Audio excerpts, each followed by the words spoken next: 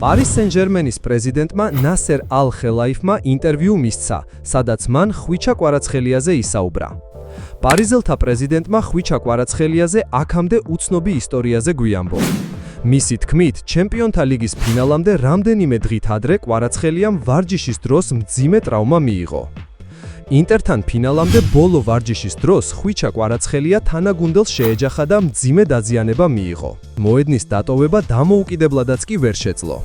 ლუის ენრიკე ძალიან წუხდა, ის ფიქრობდა, რომ ხვიჩასთვის დასვენების საშუალება უნდა მიეცა და ფინალის წინა ვარჯიშზე არ ევარჯიშა.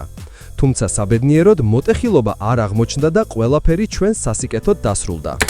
ამ ყველაფრის შემდეგ კვარაცხელიამ ფინალი ითამაშა, რომელიც იდეალურად ჩაატარა.